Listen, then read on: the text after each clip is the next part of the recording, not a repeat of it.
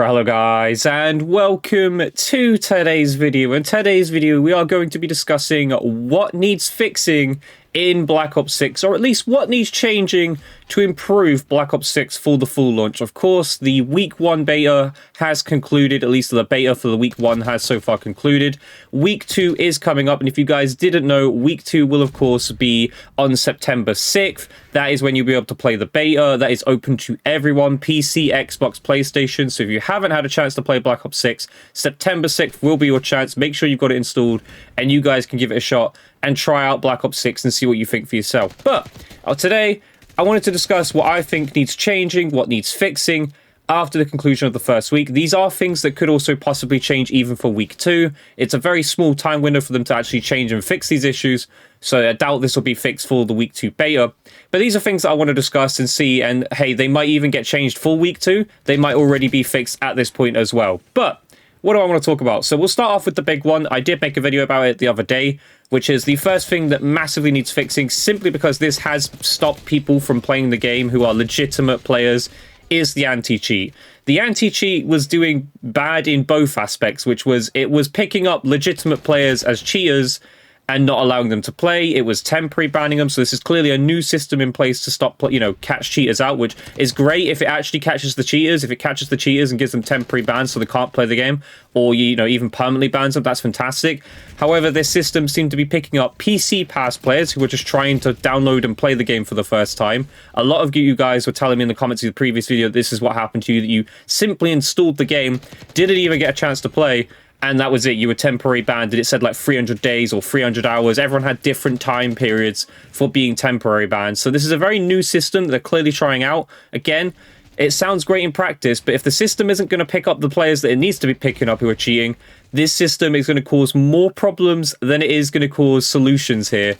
So yeah, I've seen TikTok streams as well. I've seen people streaming literal players cheating in the beta and streaming it. So this system clearly was not picking up the cheaters like it was supposed to, and was picking up legitimate players. Even professional Call of Duty pro players were being picked up by the system. So the anti-cheat full one is one of the big ones.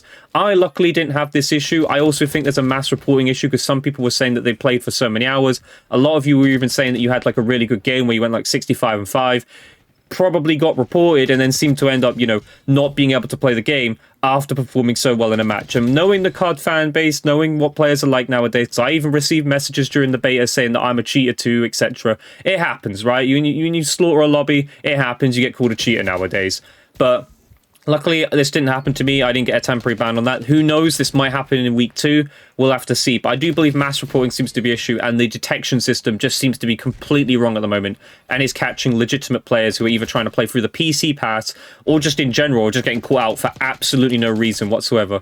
Possibly even as well, there is rumors that certain software, such as DS4, which if you guys didn't know is to kind of overclock your controllers for PC, might have also been getting people picked up on the detection, which of course shouldn't be, because DS4 is not cheating. It's simply making your controller, more responsive. That is not cheating. But yeah, that needs fixing for the next week of the beta. Hopefully there's something being done about that so that people can actually experience the beta who didn't get a chance to experience it. Let me know your thoughts down below on that, though. What did you think of the anti-cheat over the weekend?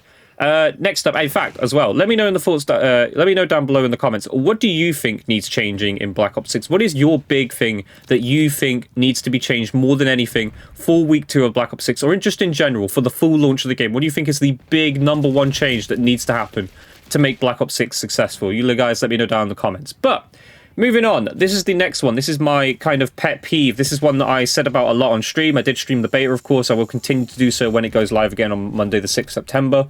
But these spawns in this beta were an absolute catastrophe. Like there was no really how would I put it, redeeming factor out the spawns. They were truly awful. I don't know if it's because of the movement, and obviously people are getting about on the map quite quick and stuff.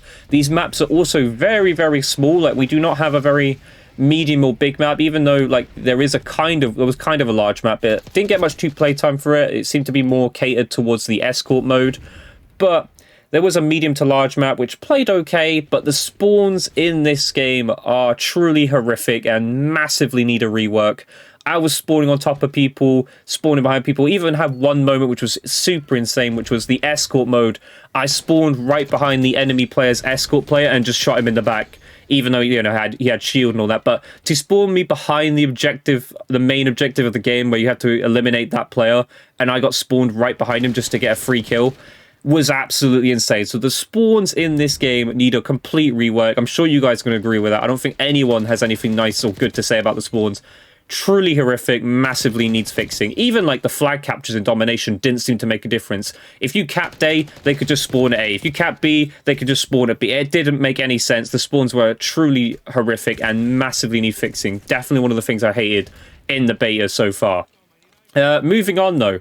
This is one that I think a lot of people are going to agree with, and also you might be seeing it in the gameplay as well, which kind of like adds to this as well, is kind of the lag a little bit, right? We're going to talk about the lag in the beta. This gameplay here was kind of a good showcase of what I want to talk about this. You're going to see this is a very good gameplay. However, there are moments where I'm freezing, I'm stuttering, I'm lagging.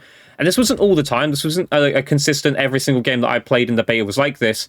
But for some weird reason, I would just lag for absolutely no reason whatsoever. I don't know if this is because of the texture streaming, what they're still going with. You know, I don't think texture streaming is the way forward. They should be making it so that if I want to have high quality graphics, then I should be able to download those assets. I don't think texture streaming is the way forward. It's going to cause lag issues more and more in the future. You know, maybe they'll improve the system of texture streaming, but this is something that I don't agree with. I don't know why they're going with this whole texture streaming thing and having to download the assets whilst you play. Even on minimal, I still feel it's going to cause an issue, just because it's still having to actively download assets whilst you're playing the game, and I don't think that's something that should be happening whilst you're playing Call of Duty. So yeah, the lag, the inconsistencies of the game, it felt like I have a stream that's perfect for this as well, though. I have a playlist for this where I played for 2.5 hours without any problems. This was the last day of the beta. I played for 2.5 hours, no problems, no issues whatsoever, and then the last half an hour, it felt like I couldn't win a single gunfight. Like, I'd shoot first, die first,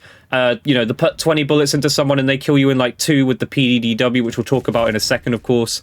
But yeah, the inconsistencies of the game caused so many issues, such as the lag was one of the big issues. And then also the inconsistent hit reg. Again, I think that's a lot of that is to do with the lag and possibly the desync that was going on. I can't tell if it was desync, I can't tell if it was lag. I don't know what it was, but there was freezing, there was stuttering, there was inconsistent time to kills. The time to kill the game, I think, is actually okay, and I'm not going to put that in my in one of my hates or something that needs to change. I know people will say that, you know, the time to kill is quite fast in this game. I think when the game is actually working properly and you get the actual chance to, you know, test the time to kill for how it's supposed to be, there's nothing wrong with the time to kill. It's just the game being inconsistent. There are the games where you just pump a load of bullets into people and you would just die no matter what. Like, it felt like it was never ending. Like, someone had a shield, basically, or had Warzone plates on, and you just could not do anything about it, whilst they had a PDW and would shoot you and kill you in, like, what felt like 2 bullets whilst you're putting in 20. Like, I feel like everyone had that experience this beta. Seemed to not matter what you did. It didn't matter, you know, how good your internet was. You would just randomly experience this moment where you just would pump loads of bullets into people and have no chance of killing them. Like, that was it. So that is definitely one of my pet peeves. Definitely one of the things that really hurt me this beta. I don't know if there's also bad tick rates for the beta. They do normally have worse servers for the game during the beta, which doesn't make sense, because of course it's supposed to be a beta where we test the game, you know, kind of get ready for launch. So if they're not testing the beta, you know, using the beta to actually test the things they're going to use in the full launch, doesn't really make sense for it. But obviously the beta is also used as a gimmick to try and sell the game, let's be honest. But moving on, and we'll talk about this one whilst we've got it on the screen. Weapon balancing. Weapon balancing, for the best part actually, is completely all right, besides one gun and one gun only, which you are seeing on the screen, of course. The Jackal. The Jackal. All we've seen this weekend was Jackal this, Jackal that, Jackal in the kill feed, Jackal on my team. You can even see the Jackal there. Even a crazy little glitch here where I'm looking sideways for some reason. Everybody was using the Jackal, and I don't know whether to blame more the Treyarch themselves for obviously making this gun overpowered, which seemed to be very intentional, and I'll discuss that in a second.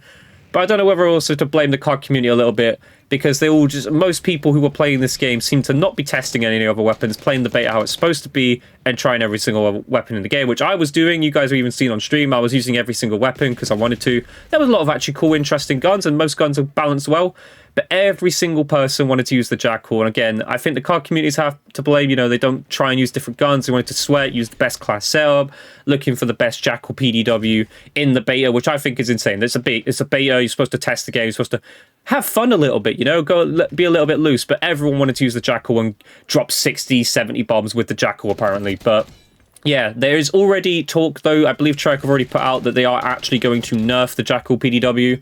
Hopefully not into the ground. That's normally what happens when a gun comes out that's super overpowered. But I do think this was intentional. This gun, of course, is in the bundle, the Black Cell bundle, or whatever it is called. I don't know what the bundle is called that you have to pre-order, but when you pre-order it, you get a version of this weapon or a Mastercraft version of this gun. It looks really cool. It seemed to perform better as well than the base gun. And it just made a lot of sense, didn't it? You know, a lot of people, I think, were spending that $30, £30 to get that Jackal PDW because everyone they were facing against had that Jackal PDW and was doing some insane stuff with it, because that gun was absolutely ridiculous. It was an SMG, assault rifle, shotgun, sniper rifle, all built into one. Every other gun, though, I'd say is perfectly balanced. I feel like they all have their benefits, all have their negatives. Literally, this one gun gets nerfed or changed, which again is confirmed that they are doing so. I think we're going to have a pretty good balance in this game, and all the weapons are going to be pretty usable in their own right, which is a good thing to see. So that's a kind of a positive, with also the negative of the fact that the Jackal really did ruin week 1 of the beta so far. And then finally, one that I don't think people are talking about too much, I think perk balancing needs a little bit of a rework. I felt like I saw people using these same perks, and I feel like there are some perks that are becoming a little bit of a crutch for everyone. So mostly the red perks. I think everyone was using the red perks, obviously in perk 1, perk 2, and perk 3. All the red perks combined together allowed you to use the red perk ability, which gave you like more movement, quicker health regen, all that stuff. Basically becomes like a super soldier and running around. You probably see it in this gameplay, like when I get a kill or something, I'm getting like an instant health regen, I'm getting faster movement and stuff. And also, I think those abilities were a little bit too much. I think the blue one, for instance, is causing a lot of issues because a lot of people are saying that people, you know, are coming off a spawn and killing them, and it's like they have wall hacks and stuff. Like, how do you know where they are? There is an ability in the game where if you put all the blue perks together, that they can spawn and see you through the wall for a good 3 to 5 seconds, I believe it is. Like, you see a red flamed outline, and there's no perk to counter it currently. So these people would just spawn and have a advanced UAV in person and like can just see you through the wall and be able to probably even shoot you through the wall, etc. And with how small these maps in that are, and the chances of you spawning right next to someone, these perks, I think, need a little bit of a rework. I think there's some aspects to it that are a little bit overpowered and also not so balanced. And I think some perks are becoming a bit more of a crutch, such as Dexterity, Gung-Ho. I think a lot of perks are becoming crutches for the game. So I think there needs to be a little bit of a rework on that. But those are kind of my lists of changes, or what needs fixing, what needs changing for week 2 of the beta. Of course, that could happen. It could happen for week 2. I would prefer these, of course, into the full launch. That's when I think most of these will happen. But some of these changes I expect will happen in the week 2 of the beta, which, again, if you guys didn't know, is Monday, the 6th of September. Make sure you've got it installed. Make sure you got it ready, because I know some of you hadn't had the chance yet and are, you know, on the fence about getting the game. Next week will be, well, on the 6th will be your chance to play it. But I hope you guys enjoyed today's video. If you did, leave a comment down below. Let me know your thoughts. But I hope you guys enjoyed today's video. If you did, leave a comment, leave a like, subscribe notifications on. I'll catch you guys in the next video. Goodbye.